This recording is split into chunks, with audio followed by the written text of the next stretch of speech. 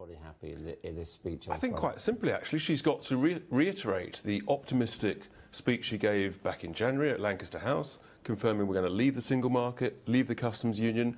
And, you know, yes, there is an issue about settling our accounts, as Boris quite rightly said in his excellent article over the weekend.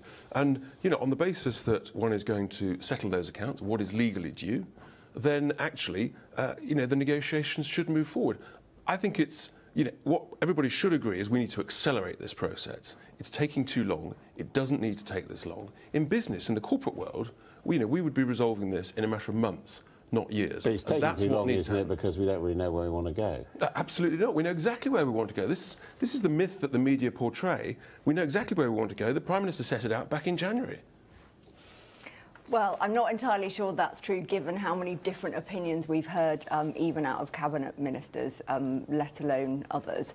I think the truth is about Friday is that she will be under pressure from the rest of the EU to make very clear what settling accounts means. I think there is certainly progress in Boris using the same terminology as Michel Barnier, the EU chief, saying that there is an agreement we have to settle our accounts. But what that means in practice, let's see. There's this new form of words has come up, which is that no member state should have to pay in any more or take out any less than was foreseen by 2020, which amounts to around this £17 billion or 20 billion euros. It's thought that that is what people are thinking about, but whether she'll actually say in pounds and pence what that amounts to in her speech, I think she'll come under pressure not to do so from those in her government. But I think from the EU's perspective, there is this deadlock. They feel like the UK doesn't want to commit to paying anything, so it's a really tricky balance for her. But of course, it's actually the EU's fault, because it's the EU that set out this process that we had to try and agree a number,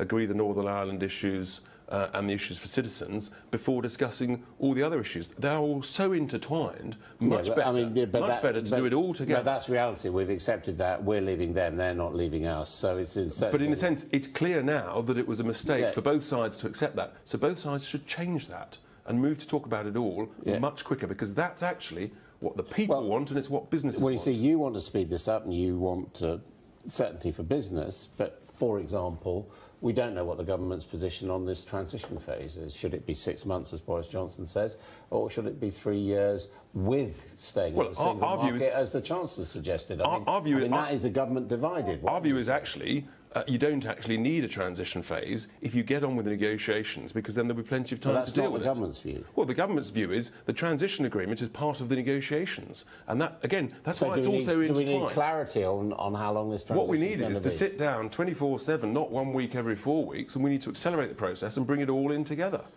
Well, I think it's astonishing that you don't want a transitional deal, given that businesses don't know what is going to happen the day after we leave the EU. Surely you have a transition where you have as much certainty as possible, as much continuity as possible on current terms, or as near to current terms as you can, and then once you have your final free trade deal agreed, then you move to that. Well, let's be clear, there's no guarantee that a trade deal will be agreed, but all the benefits of Brexit, in terms of controlling our laws, trade and borders, have nothing to do with a free trade deal, and we must, whatever happens, whatever implementation period there is, we must be free to control those things during that implementation period. Let's just talk about the diplomacy.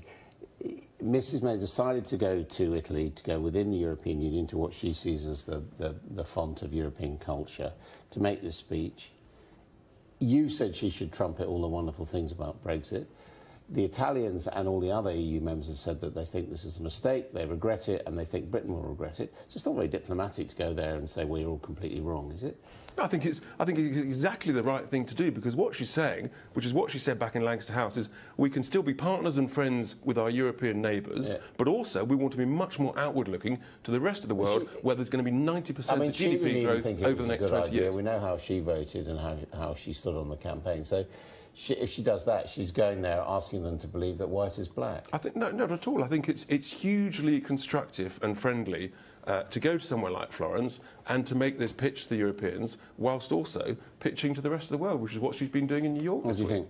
I think it's unfortunate that it has to be at a moment of deadlock where something needs unblocking and there is suddenly this thought, oh, quick, let's go and do something in Europe because that'll show that we care. Actually, what should have been happening is a lot more diplomacy behind the scenes and publicly for months and months and months. So we're now 15 months, I think, since the vote itself. And so these bridges should have been built far before now, not at a crisis point saying, please help us. And that's where we agree, because we're always saying you've got to accelerate this process, and that's exactly what about rightly this is saying. suggestion that's come, strange enough, from both Vince Cable and Nigel Farage, that...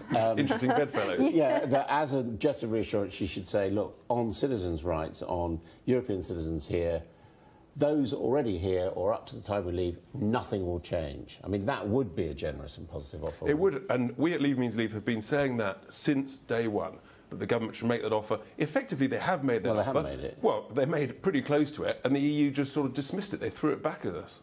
I think so much of this comes down to how these things are decided. So, as Richard says, everything is kind of intertwined, and so unless you have what court is going to decide what is right to implement... But you could just make that offer. I mean, he thinks you could make it. You could. Shouldn't you make it? It would be a very bold, it would be a very good position to take. It would show that we're open and but that is effectively willing to be helpful and generous, actually. So, yeah.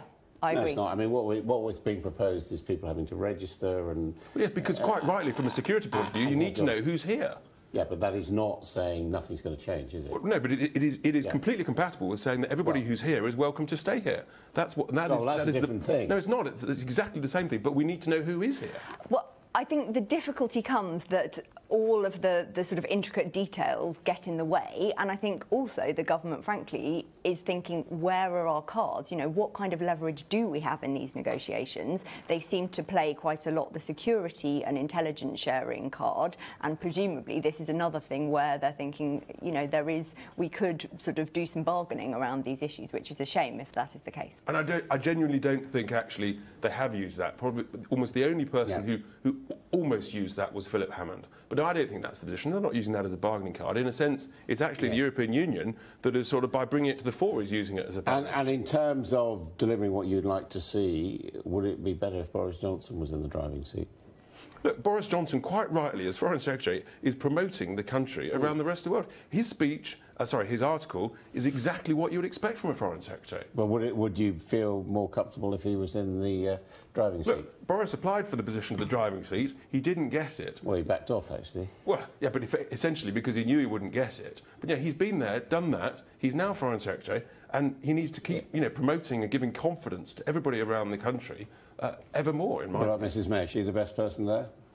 I think, as she says, she's getting on with the job, but I think, frankly, it's difficult for anybody who is in charge of these negotiations because you have so many different views within your cabinet. So it would be a hard job for anyone. OK, thank you both very much indeed. You didn't frankly have the balls to put country before party.